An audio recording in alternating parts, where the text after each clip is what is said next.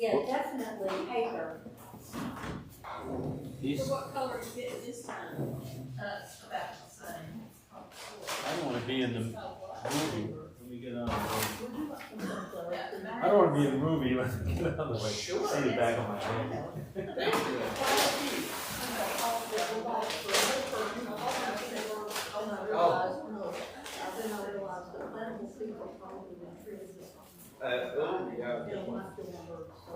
Where is your city? Okay, so that's right. I think Joanne's gonna be sitting over there, is that what you need? That camera has, Oh, it's a big wide angle. it's already black. So I've got you, Can and I- I've got all the way over me. Just go over the top of my head, if I should. It's a challenge. Yeah. Okay. Then over the top. I don't have to glare on that. She always has it gassed up. That's up. Maybe, this is bigger.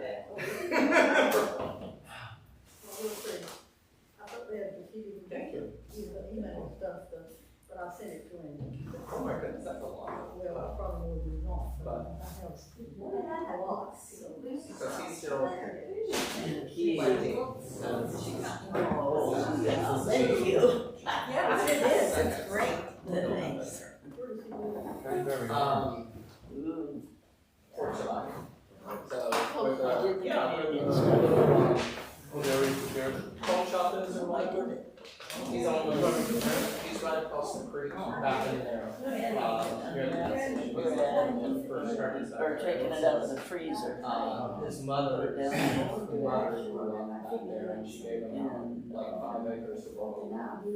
She had everything out for me. Keith, thank you for that reminder. I got it back to you. You are a late person.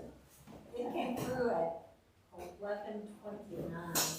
I was trying to finish everything for today, and I was like, ooh, there's one more thing. And then I almost sent an email to SBRC, and I was like, I better not, that might get confusing. Well, I did answer.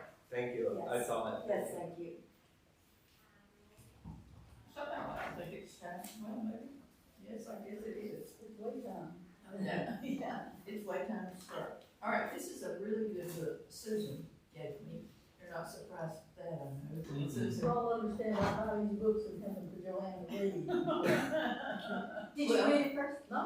No, she gets the synopsis from Joanne, it's a lot faster that way. Well, he's a very good writer. He's Jewish and he was educated in the United States, which gives him, he has a PhD from, I don't know, one of the Ivy League schools. That gives him at least an exposure to the American way of life and the American way of thinking. It's like this guy, This guy.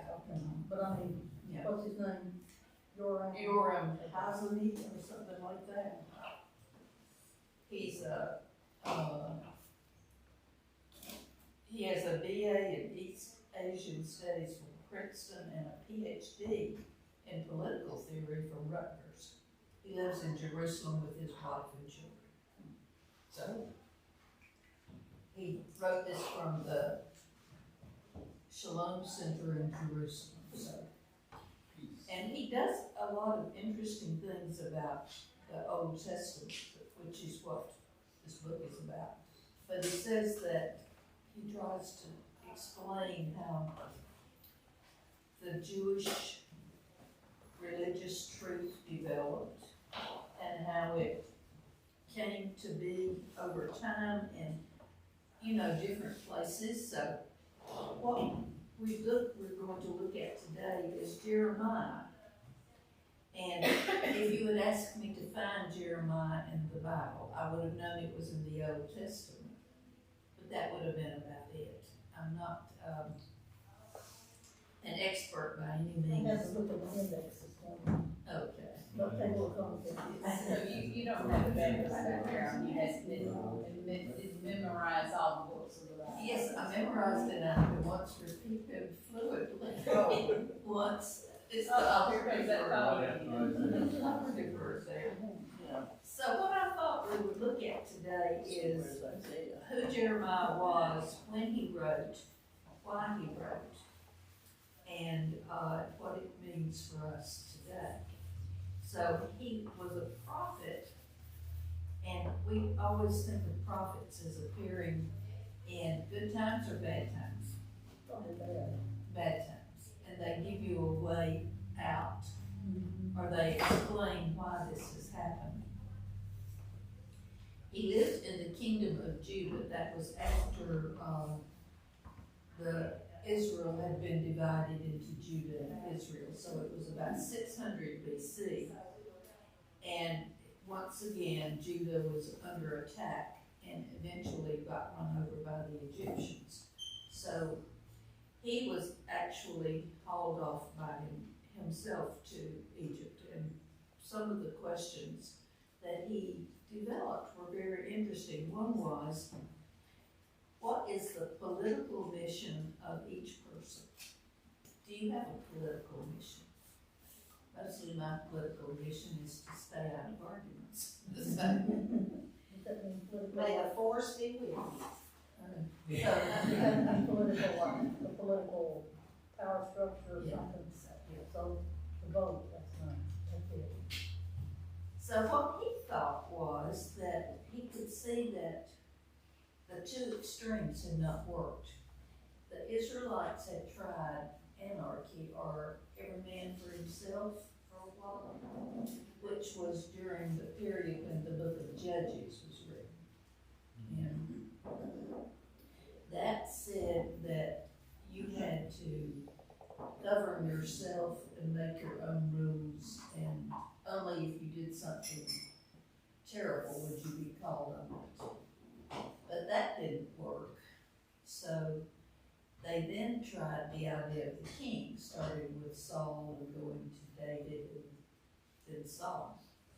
But if power corrupts, and absolute power corrupts absolutely, then that wasn't true. So he comes up with there being the question, how do you walk a line between every man for himself and free, and an imperial state where you have to follow the rules absolutely, and you don't have much say in how the rules were made. So this is his effort to seek some middle ground between those two extremes. And the first thing is, you've got to find truth. Well, that's not an easy thing to do. Truth is somewhat elusive because you hear truth from one side if you go on Fox News, and you hear truth from another side if you go on MSNBC. It's opinion. It is opinion. Both sides. Yes. Both stations. It's based maybe in fact, but it's interpreted. So he says we are responsible for seeking truth. We gotta go out and work for it. We should not accept what's being beamed over the airwaves as being true until we test it. So in Jeremiah 5, verse 1, God says that he will forgive Jerusalem if only one man can be found who does justice and seeks truth. Now, what does that remind you of earlier in the history of Sodom and Gomorrah. Sodom and Gomorrah? So this is God's edict. Go up and down the streets of Jerusalem and see if you can, and know, and search its broad places. If you could find a man, if there is one who does justice and seeks truth, then I will forgive her, and I will not let the Egyptians run her over. So Jeremiah went out and stood on the corner and watched the people. And he responded to God in verse 8, saying, I listened and I heard. They will not speak rightly. No man regrets his wrongdoing, saying, what have I done? Each one turns to his own course. charging in battle. So, what does that mean? Each one turns to his own course. Well, he defends his own position. I mean, you know, His own truth. His own truth. You think you have the truth, whether you got what you think you have from Fox News or MSNBC or newspaper or whatever, you think you know the answer. But does it have to even be the news? I think in the context of today, while the church has sort of been figuring out its future, the Western Covenant Association couldn't wait. So today is the launch of the Global Methodist Church, quote unquote, Global Methodist Church, who has a different truth than the United Methodist Church, who has a slightly different truth than perhaps reconciling United Methodists. Who has a different truth than the Baptist Absolutely. or the Presbyterian. one of the thoughts that occurs to me is each one turns his own course like a horse charging in battle. When you have two different truths come together, and one seems to be at odds with another, rather than trying to reconcile them, it's like I defend my position because I've already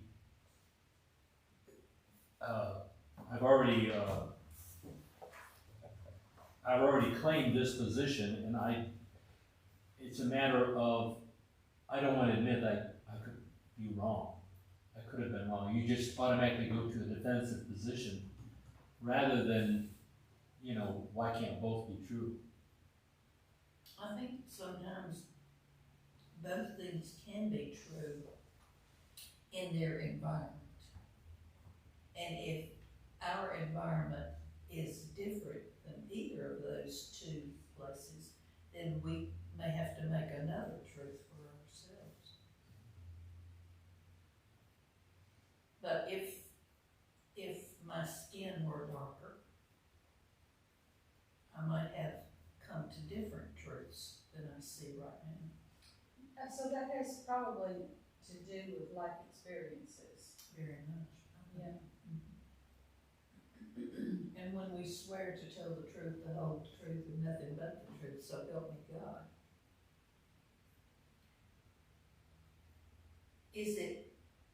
Are we dealing with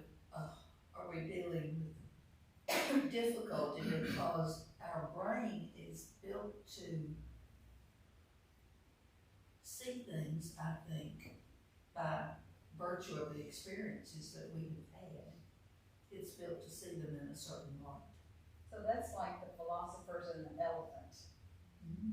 The blind philosophers, one reaches out and feels a long skinny thing and the tail, and another's the rough side. Goes on like that, and they all have a different perspective based on what their senses tell them. So God, it's really difficult. so what God says to do about this is to stand on the roadways and see, and inquire of the paths of old, which way is the good, and walk on it, and find rest for your souls. And people said, we will not walk on it. The paths of old, what's that supposed to mean? That means established truth, I think. For the Israelites, I think that would have been the 10 Commandments. Rather than just throw out the whole old order and start a whole new order, you can build on the old order rather than just throw everything out, because not everything fits yours, what you want. And so, these are some little things that I gleaned from his book. The quest for truth should be prior to acting for justice and righteousness, rather than trying to rush out to save the world without knowing what the world really needs. We ought to try to find out what's going on. There'll be a horse charging in battle. Right. vehicles charging, that image makes me think of, I rode a horse maybe once when I was a child or something, but those are such big animals, and they can go through things so quickly and stir up a lot of dust. And scare the person that's on the back of them. What about the second one? People by their nature are resistant to independent inquiry. Well, because it's work. Absolutely. It's not comfortable, is it? Or No. Well, you might find something that you don't want to know. yeah. Or it could be uncomfortable for you. And right now, some of the truths that are in the media, whether it be paper or television or whatever, are very scary to me. I mean, it's hard for me to watch anymore. I'm not doing as much of that as I was, which means I guess I'm sticking my head in the sand. I mean, I know what's going on. I know what you're saying, I pretty much stopped watching the 6:30 news, which was a habit that I've had for years. I just watch Dribble if I have the TV on. Well, I quit doing as much in the morning, except the local for maybe 15 or 20 minutes, and still watching my friend David at 6:30. But that may be about it. I used to do CNN, MSNBC.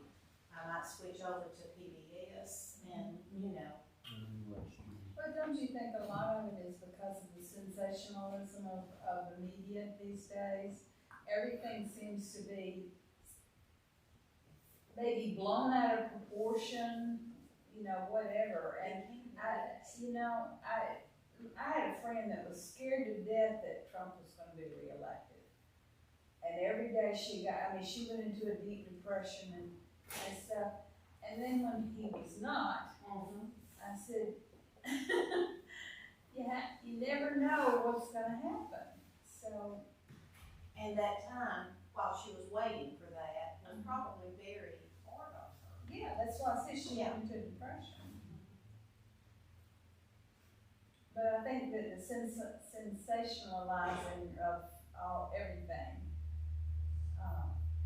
That, and they focus on one thing. Yes. It's like 22 minutes of the news now, of the 30 Yeah. minutes, will be Ukraine. Ukraine, yes.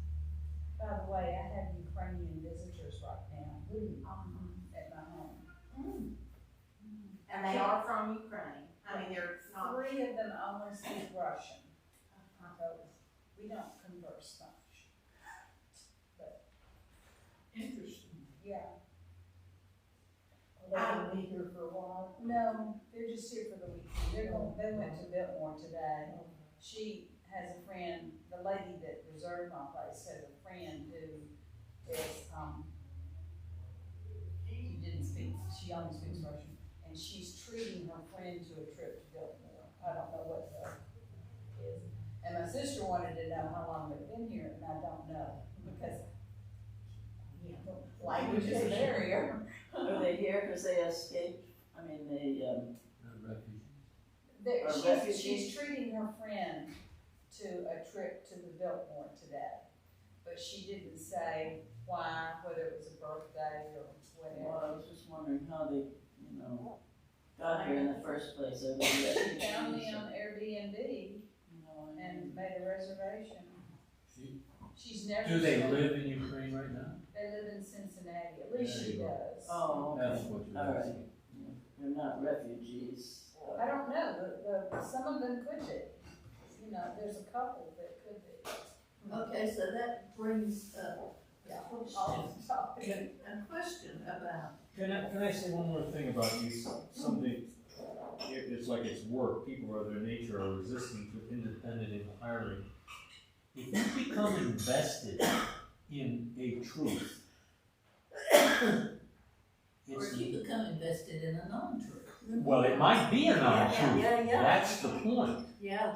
And so if you become invested in that, the last thing you want to do, by nature, you will become defensive, like, I'm being attacked.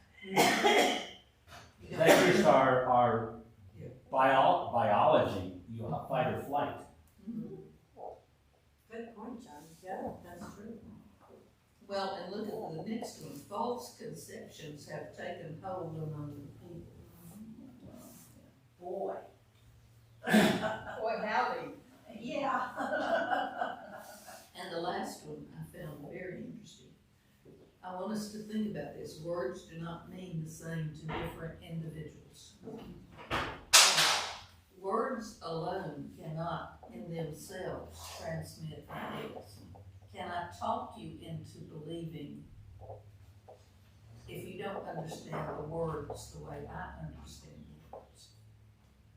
Like the word freedom. Does that mean different things to different people? I'm sure it does. For some people, it obviously means the right to have a gun and carry it. For others, it may mean the right to not have a gun and hope that others don't have a gun. And those two truths can exist side by side They can get side by side. with no problem. I think the biggie is justice. Justice is another one. And the word equality and equity. Susan had a really neat little cartoon that she shared with me about Equality versus equity. Oh, the fence, the fence. watching the ball game. Watching the ball game. The daddy could obviously see over the fence. The older child could almost see, but the little kid was seeing nothing but wall. So if you had 3 boxes to give, how would you give it? So they could stand on those boxes. The older guy didn't need it, the dad didn't need it. If you gave 1 to the child who could barely see over, then he got a good view. But if you gave 2 to the other kid, he could see. That's not equality. But it is equity. So, That's one of the things you hear today, equal across the board. In other words, everybody should, That was like. even something like taxes, flat tax, everybody should pay the same. But, Well, there's no equity there. what did they, that it was equal, that the schools would be equal in their, education, their sports. I can't exactly remember what it says, but it's talking about every child would have an equal education. and males and females would have the same opportunity to excel in sports, and they would be spent the same learning time. No, still isn't really happening, I'm sure. So let's look on page 2.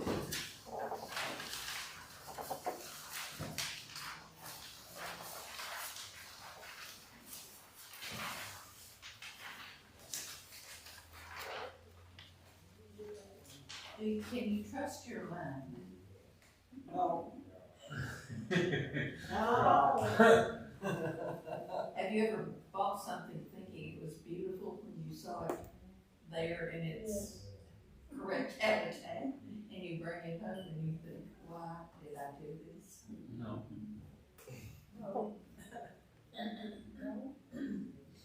One of those ended up at my sister's place. Carl buys it. I have a garment that I'm thinking of that I should take, because I look at it and I think, why did I do that? That is not me, why did what? Got a whole bag of garments. It's folded up, ready to go somewhere. What we were thinking when we saw that was an image, I think. Probably, yes. And sometimes I think people invest in relationships that way. They go in and they don't allow themselves to think clearly about what this relationship is going to mean, or where it's going to go. I think that, you tell white lies, call them white lies, they're actually just lies. To people, God, you know, you're grand, you're wonderful. And they really don't know what I'm thinking. She didn't do that. Getting out of situations. Yeah. Telling a lie. But the problem is, you forget you lied to them. Down the road and you tell them the truth, and they say, wait a minute, you told me a lie. Yeah, you got to Yeah, be really really about You it. know, that is the most logical reason not to tell a lie, no matter how small. You don't have to keep track. Right. That's a lot less You work. don't have to try to remember, do you? That's right. I had just, even if it hurts, sometimes Well, sometimes. I forget and I should say nothing. I don't mean to hurt somebody, but I don't have to keep track. What you're calling white lies, I think, because we don't want to hurt someone's feelings. Right. Or we don't want to say something that would be a hurtful truth.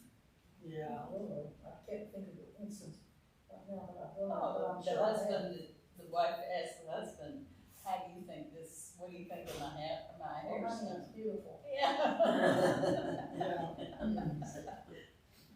So in looking for deeper truth, Jeremiah, it seems, was looking for something that was not man-made, but something that was like the natural law of God.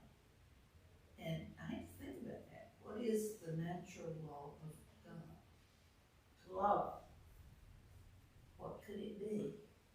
Well, how do we know, even have a sense of God?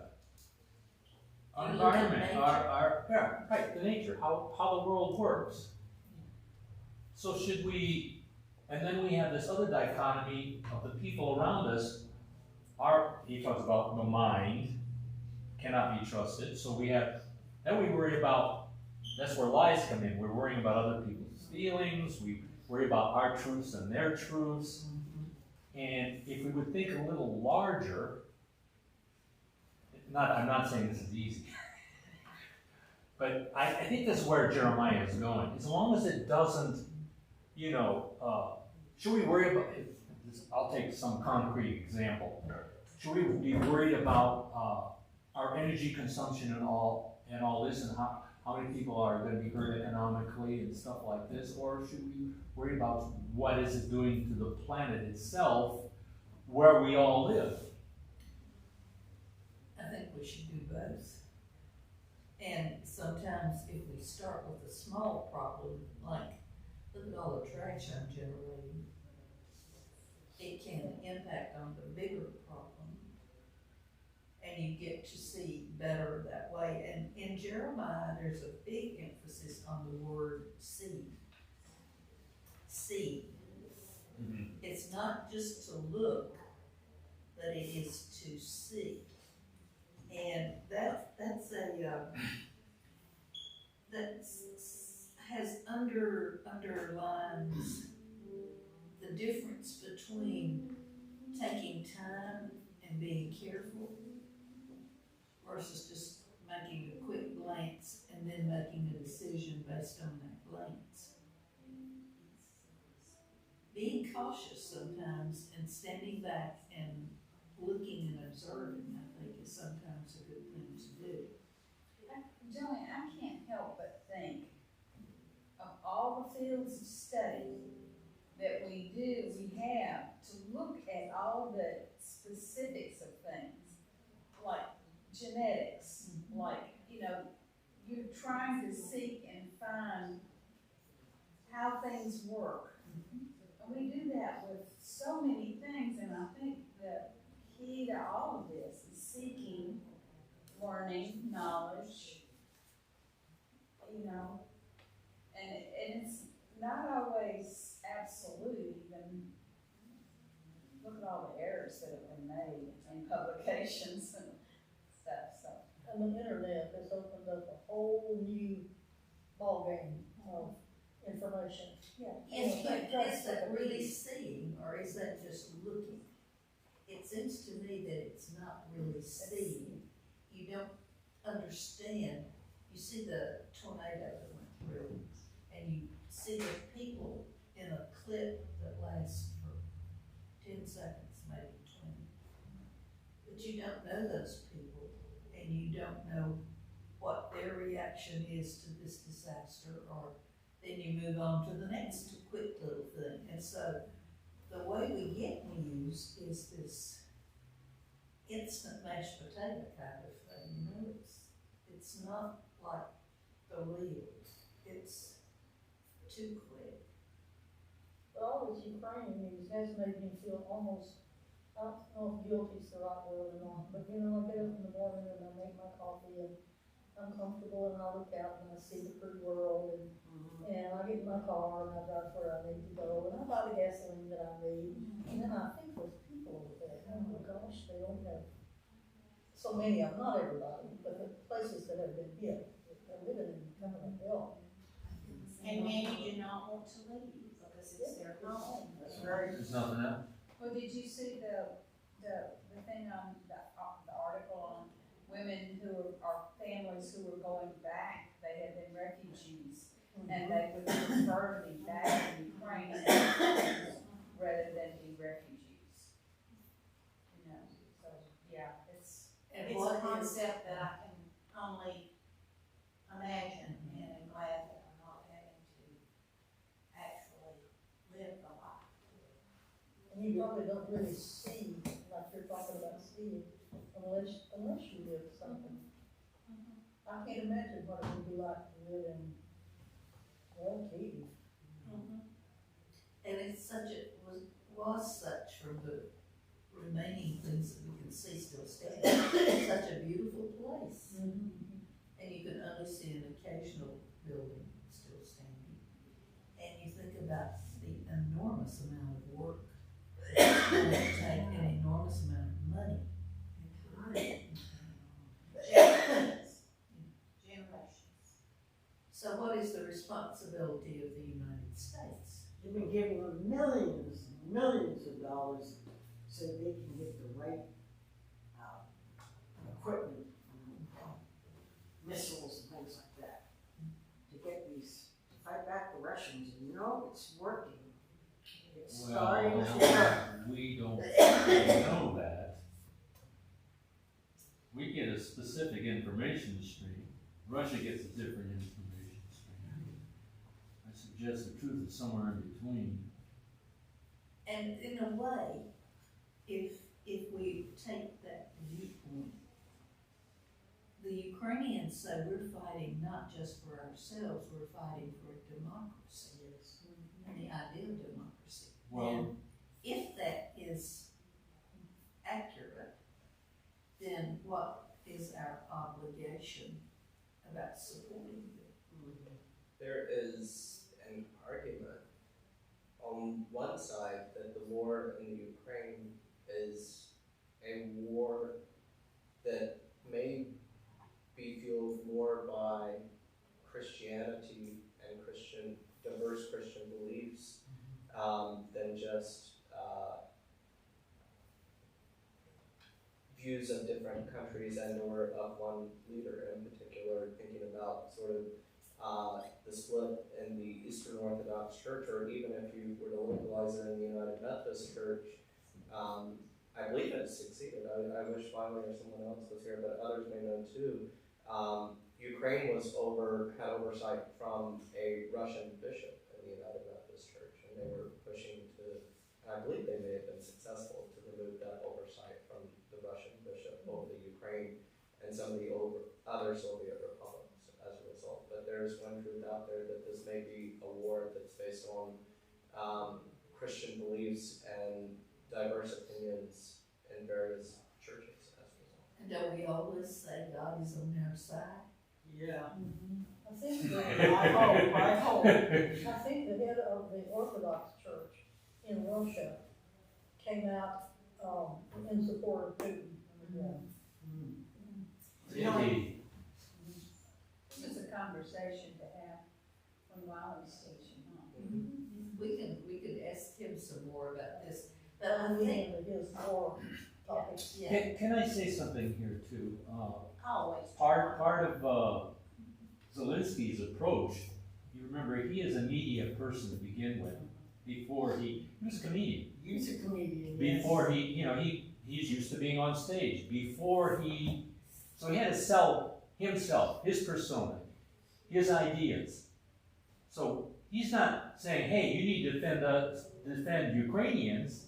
This is a fight for democracy. He's got to make it larger.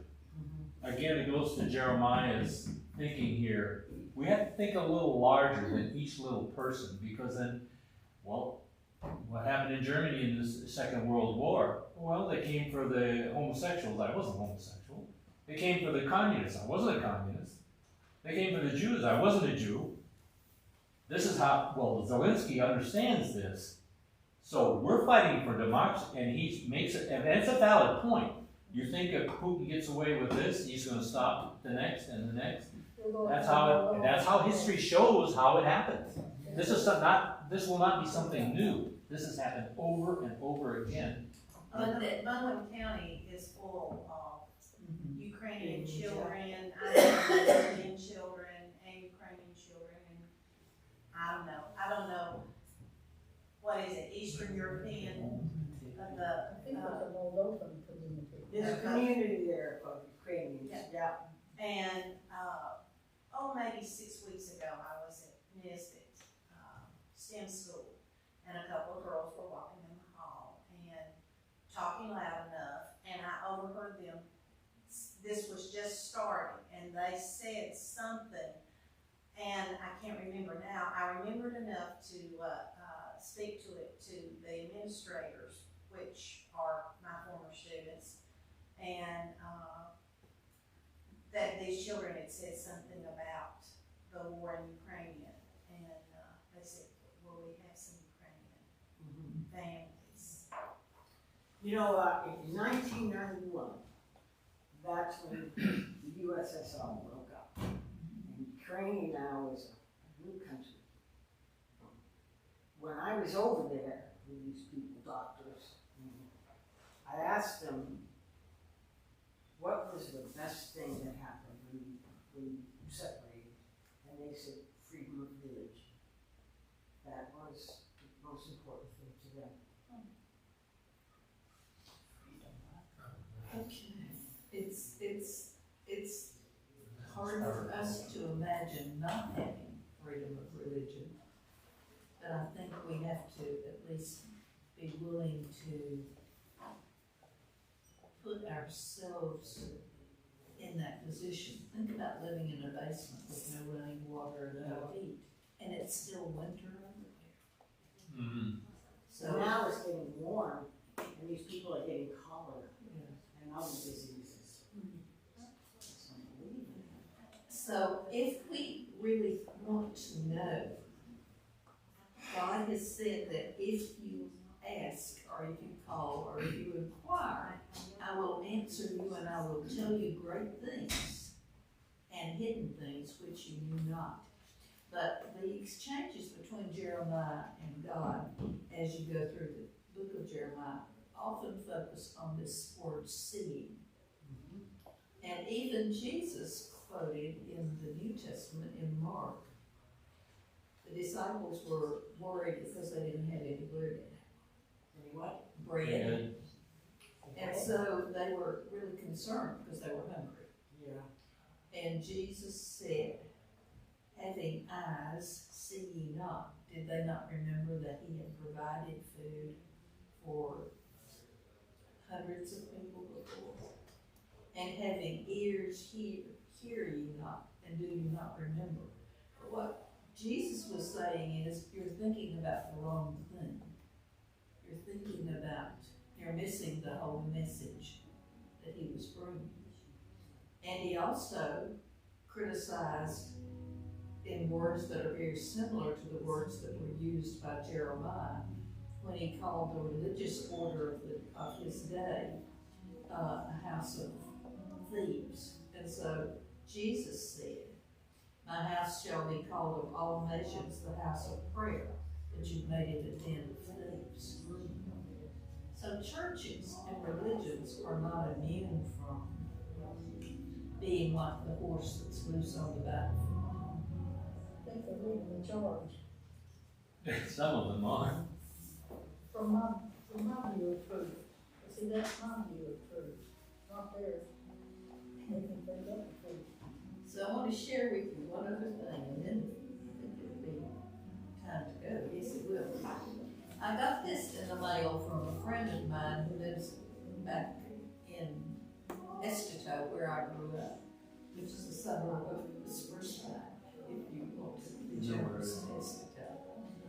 And she sent it to me, and I opened it up, and it was Walter Thomas, who was my dad. Really? Oh, and it was written by the Historical Society, and he had written some remembrances for them. But the title of this says Walter Thomas was dedicated to Mitchell County education. It tells about his being the first in his family to do this, that, and the other. He came from a farm family, and his dad could read, did not like anything except his name. So for my uncle Monroe and my dad were both teachers, which is sort of a switch, coming from that kind of background. But he had taught what his philosophy of education and knowledge was. Says, to look is one thing. To see what you look at is another. To understand what you see is a third. To learn from what you understand is still something else.